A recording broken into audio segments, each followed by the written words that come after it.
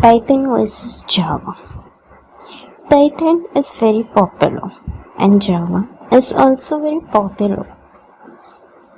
When we distinguish Python and Java in terms of syntax, Python has very easy syntax and easy to learn and use them, whereas in Java, the syntax are little bit complex and includes a learning curve.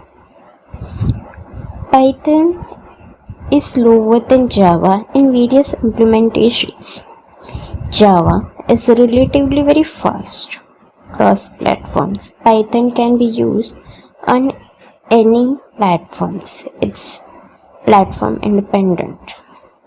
Java use JVM. The backend frameworks in Python are Django and Flash, whereas in Java, Spring and Blade are used.